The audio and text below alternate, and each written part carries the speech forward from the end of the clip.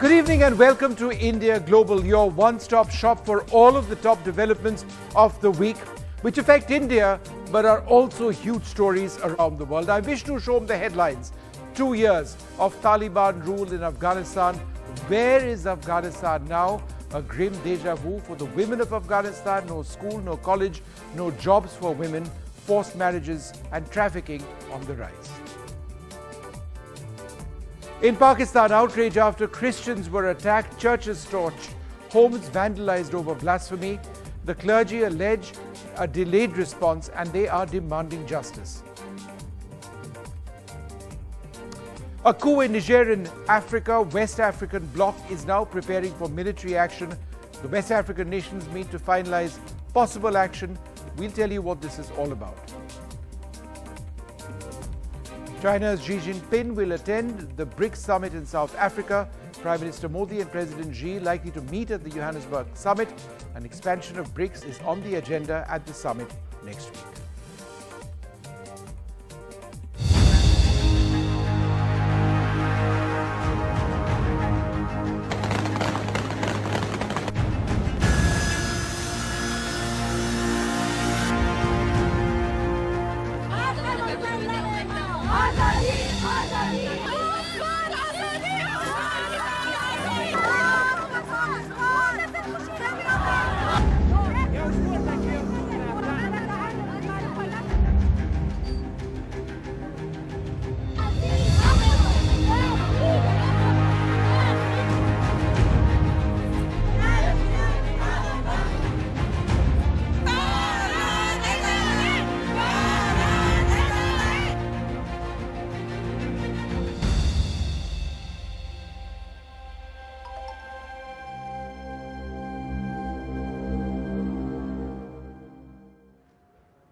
Afghanistan's Taliban government are celebrating their second anniversary of the takeover of their country.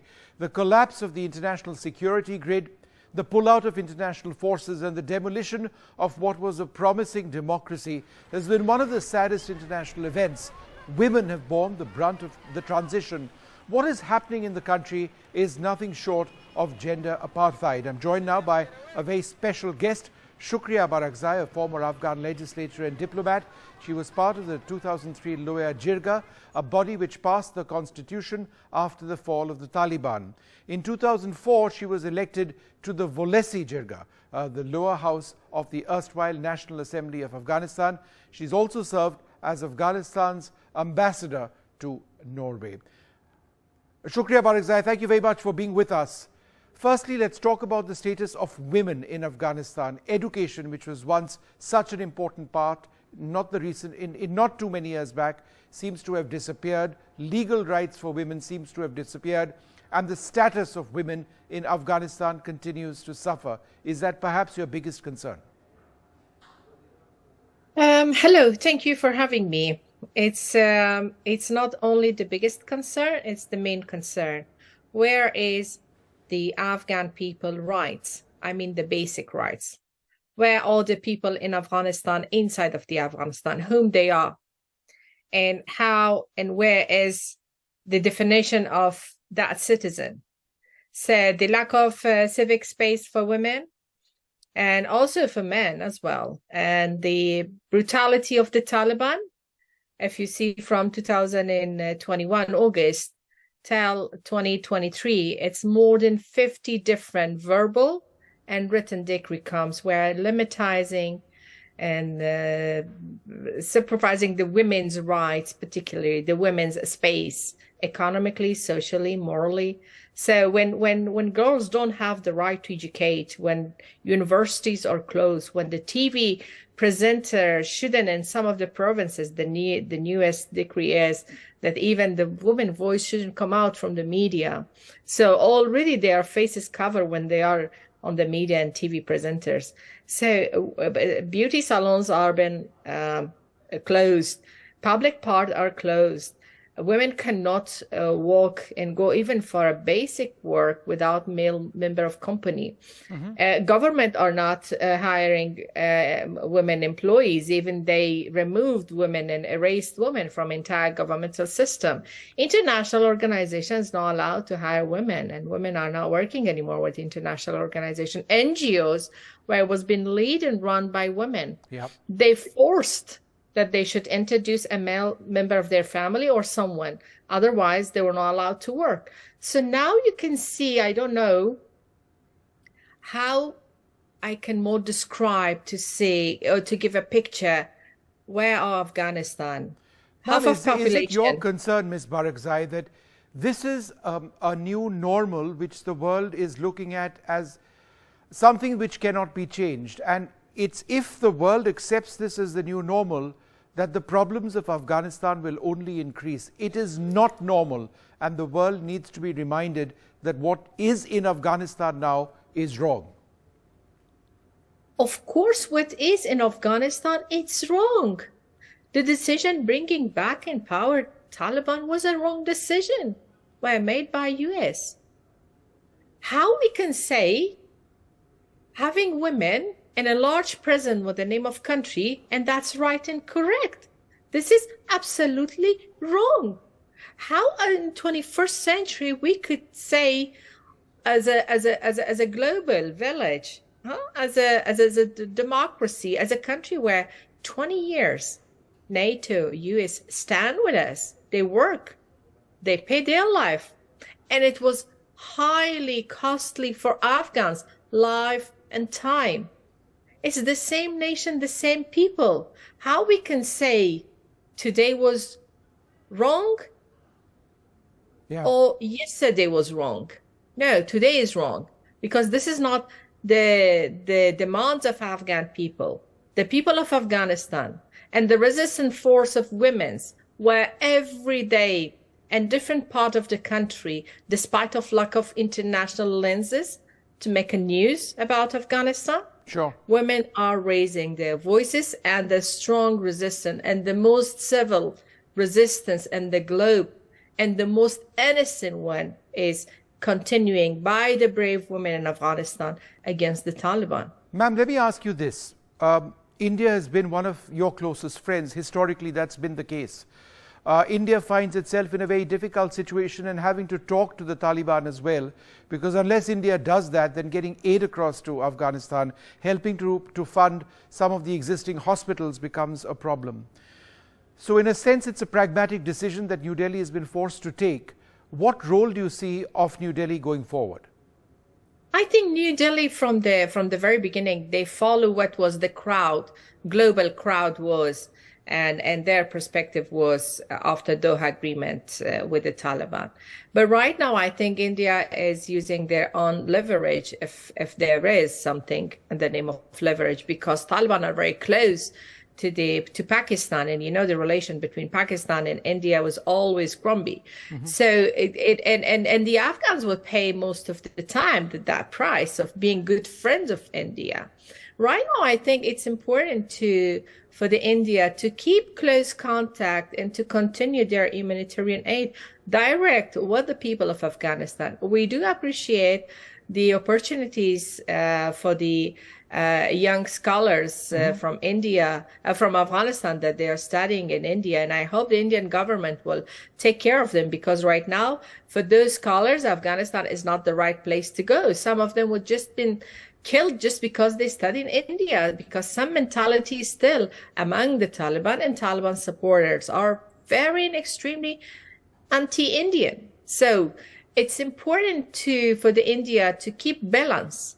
Sure. Because we believe governments are coming and going, the nation are non-existent. So they should take any decision where they could be and showing clearly that they are with the nation of Afghanistan, they are with the Afghans rather than Taliban. So giving candy to the Taliban is not the way, it's not the case. Taliban will not change their policy towards women.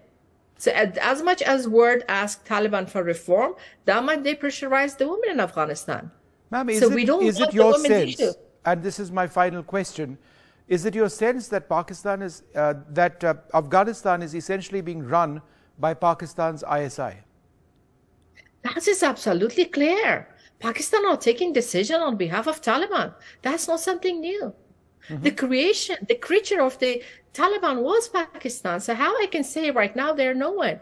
If you see all the statements from the very beginning, Pakistan was promising that they will fix, they will bring the Taliban and they will fix. And that's why if you see every single special representative for Afghanistan, first they are meeting in Pakistan. And even if you see during the Doha agreement, the special envoy for that, Dr. Khalizad, he always was traveling Doha, Pakistan, in Kabul. So that's clear. When Islamabad is and Rawalpindi is the most powerful one, so no one liked to talk with Kabul, and that's how it is till today. That is a frightening reality. But ma'am, our hearts are always sad with the Afghan people. Very sad reality. It is a sad reality. I hope Afghanistan will be the country where the people of Afghanistan deserve to show again their stand on the international arena. Absolutely, ma'am. Thank you so much for joining us today and sharing your concern. We in India entirely share that concern with you. Thank you very much indeed, ma'am. Shukriya Brics, a former Afghan legislator and diplomat, speaking to us. We were talking about Pakistan, where several churches have been torched. In Pakistan's Faisalabad, a mob targeted a Christian colony in Punjab, Pakistan. The Pakistani mob attacked Christians over alleged blasphemy.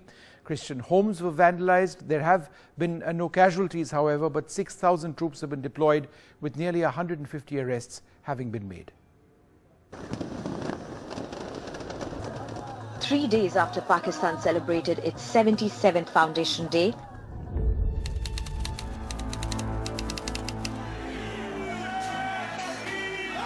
a Christian locality in the district of Faisalabad in Pakistan's East Punjab was stormed by a mob of Muslims.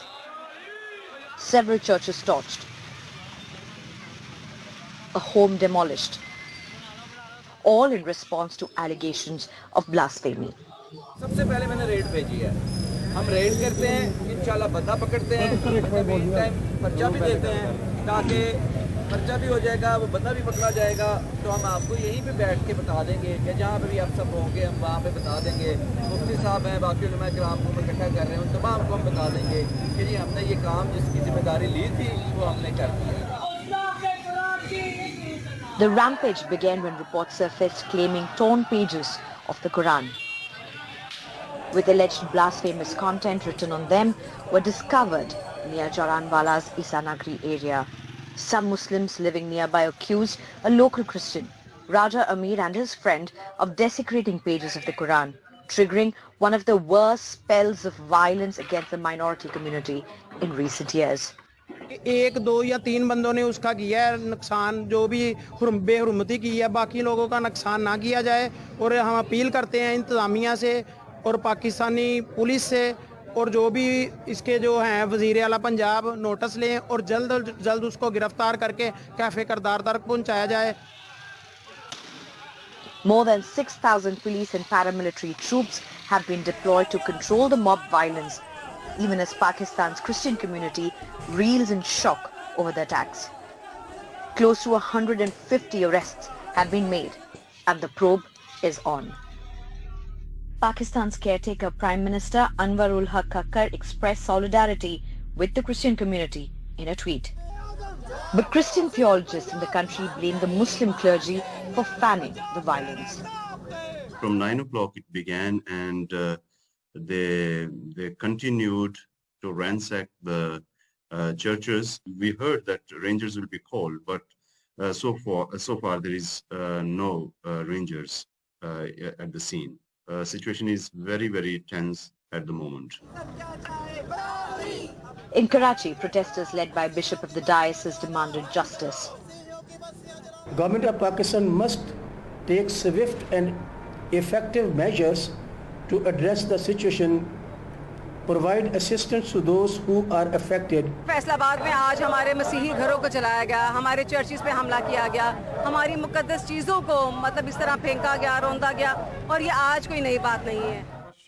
The United States too expressed concern about the violent incident and urged Pakistan to investigate the attack. Violence or the threat of violence is never an acceptable form of expression, and we urge Pakistani authorities to conduct a full investigation into these allegations and call for calm for all of those involved. Christians constitute a minuscule minority of 1.27% in Pakistan and have faced discrimination and persecution. The latest incident brings back the focus on the issue of blasphemy that remains one of the most sensitive topics in Pakistan, where even mere allegations of committing the crime can trigger violence. NDTV Bureau Report. In an exclusive conversation with NDTV, the third American of Indian origin to launch his presidential bid, Harshvardhan Singh, opened up about his outlook on the American role in the Ukraine war, his view on India-US ties, and his anti-vaxxer approach to COVID-19.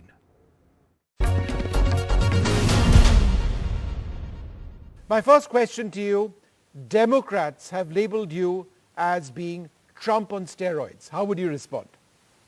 I mean, it's the truth. It's because I've been very strong on many of the policies that matter to Americans today. I've been very strong on medical freedom, which has come under attack since COVID has plagued the world. I've been very strong against big tech censorship, which essentially has shut down all voices that don't come from the left. And I've been very strong in talking about ending the funding for the Ukrainian war, which I believe is devastating stability across this entire world. And I do not want World War III. So Democrats call me Trump on steroids because of my strength, and they're scared of me. You would be aware of India's foreign policy, where India has essentially balanced our foreign interests. We continue to import Russian oil. In fact, we've expanded the import of Russian oil because it's India first, and we have a huge population. America has a problem with that policy. But how would you sort of look at what India is doing? Because we have 1 billion plus, and we need to meet our energy requirements, which are huge. I think that U.S.-India relations is a key part of global trade and global stability moving forward. I think currently about 40% of global trade goes through the South China Sea. And to counter and to ensure that you have open and free trade, U.S.-India relations and other partnerships such as the Quad, working with Japan and Australia, I think are key to future trade, as well as keys to an expansion of positive relations across all spectrums. And so I see that there is an advantage to India to maintain very strong and persisting and greater relations moving forward. Even recently, I believe India signed the Artemis Accords, yes, where you're going to have further positive relations expected between U.S., India, West, Japan, and the others. If you became president of the United States, what would you do for India-U.S. relations?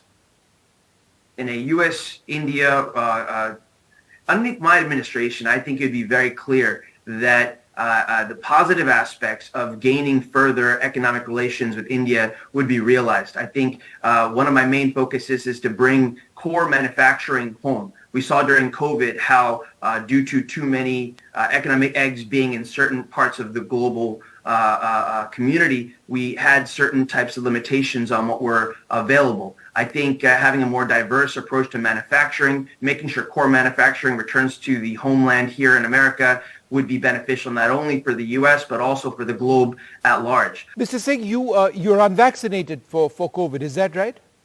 Yes, that is correct. I'm the only candidate for president who is unvaccinated. How would you respond to those that say that sets a pretty poor example, considering that millions have lost their lives in America and elsewhere to COVID? I think that the exact opposite is true. We're seeing more and more proof of harmful impacts and effects for those that decided to follow the propaganda, which was pushing for things that were experimental and untested. I think that, if anything, it's very concerning to see the number of people that have died at young ages. There seems to be a lot of issues. Do you believe that America is ready to see a U.S. president with an Indian origin? I don't think it bothers anyone in America. I think that the fundamental concerns for the American population are, do you have the strong leadership capability to ensure that you're not going to bend knee to crony capitalism or things that will actually limit the rights of Americans? And will you help shepherd the country in a good direction that helps all populations move in the right direction? America is on the right not racist at all. On the political right, America is most focused on those that have strong character, that have conviction, and that have the right values. A final question to you, and this isn't just restricted to your politics or your party, but the growing role of the diaspora in the United States, not just industry, but also in politics. What does it say about the community? Well, the Indian American community is a very genuine and authentic community. We focus on very strong family values. We believe in education is superior to almost anything, that knowledge is the goal, and that with these fundamental values, we integrate very well in almost any part of the world. Here in America. All right, that was Harshvardhan Singh speaking to me earlier on in the week. Well, ECOWAS, the West African bloc, is preparing for a full-blown military intervention after the coup that took place in Niger. Now, this happened nearly 3 weeks ago. President Mohamed Bazoum of Niger was held captive by his own presidential guard. He was later removed in an attempted coup, the latest in a series of military takeovers in this politically volatile and economically unstable West African territory. The takeover comes as a blow to the last bastion of democracy and human rights in the troubled region and has major geopolitical ramifications for global powers like Russia and China, which have major stakes in the country. Here's a report that decodes the coup and how it affects geopolitics in the region. The Niger coup is the 9th coup or attempted power grab in the troubled West Africa region, which has now gathered the reputation of a coup belt. Let's try and understand this particular area. So this is where Niger is in the ECOWAS, a Sahel region of West Africa. It's surrounded by Libya, Chad, Nigeria, Burkina Faso, Mali and Algeria. All these countries have faced coups at some point in the past decade or so. Nigeria, of course, faced coup back in the 1960s. But the fact is, why is this region so vulnerable to military coups and takeovers, particularly in the past decade? Let's try and decode that for you. Experts have pointed out that all these areas are rich in mineral resources, which is why they become points of political contention. For example, Niger is rich in coal, uranium, gold, iron ore. Going across to other countries like Burkina Faso that faced a coup back in 2022 is rich in gold, zinc and copper. In fact, other countries that surround Niger like Chad, which witnessed a coup back in 2021, is also rich in mineral resources like uranium, titanium and bauxite, a huge point of global political contention. Mali, which faced a coup in 2021, is also rich in uranium, iron ore and gold. In fact, countries like Libya, which faced a huge military takeover, a coup back in 2013, is also rich in oil, natural gas and iron ore. Similarly, countries like Nigeria and Algeria also, which faced coups back in 1966 and 1965, are also rich in these mineral resources. So experts have pointed out that two aspects have contributed to the vulnerability that this region has to military takeovers. One, the unchecked exploitation of these natural resources, and secondly, foreign intervention or excessive foreign intervention. These two factors come together to create an environment of political instability in this particular region. But what really is the ECOWAS region? When was ECOWAS formed? Let's try and decode that for you. So when ECOWAS is the Economic Community of West African States, it's a bloc of 15 countries in West Africa. It was established back in 1975 and works for the development of the 400 million people that live in the region. It facilitates education for them, but the key focus remains trade. It facilitates free movement of people and goods there. It's also a peacekeeping force and has led many military interventions in times of political unrest. For example, it was instrumental in ending the huge civil war in Liberia back in the 90s. It also led the movement against the contentious president in the Gambia when there was a political resistance, political uprising there.